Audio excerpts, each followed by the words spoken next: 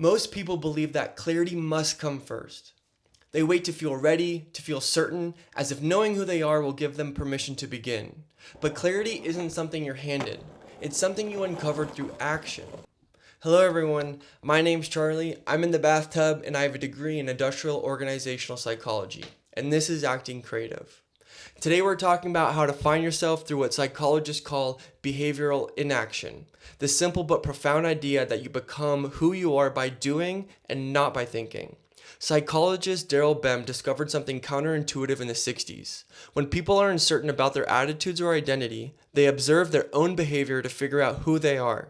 But you don't find yourself in the stillness, you meet yourself in motion.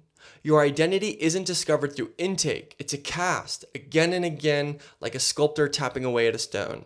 Each choice, each step forward reveals a little bit more of what's already in you, waiting to be shaped. So you are not lost, you're simply unbuilt.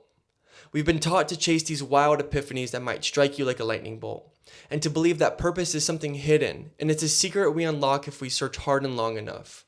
But what if this search is actually part of the main distraction? What if trying to find yourself is just another way of avoiding the discomfort of creating something that is ultimately you, but maybe just not the best version that you want it to be right now? You can't think your way into who you are because identity doesn't live in your mind alone. It lives in what you practice day after day. And the more time you spend waiting to feel ready, the more you reinforce that story that you are not.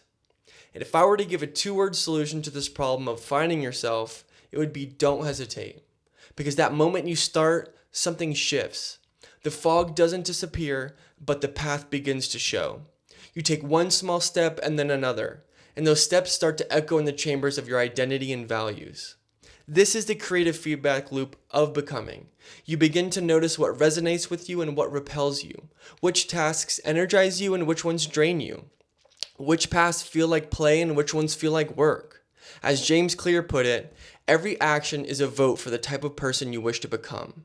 And that means every act, no matter how imperfect, moves you closer to yourself.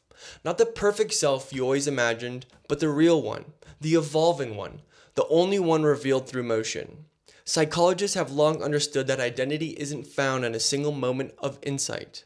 Erik Erikson called it identity synthesis, which is a process of piecing together experiences, values, and actions until a pattern begins to form. Not all at once, not all clearly, but cumulatively, like layers of paint on canvas. And modern behavior science tells a similar story. The self isn't revealed through reflection alone, it emerges from repeated behavior. And when you act creatively, you're not just making something external. You're shaping your internal sense of who you are. And each time you show up, you cast a vote for a more complete version of yourself.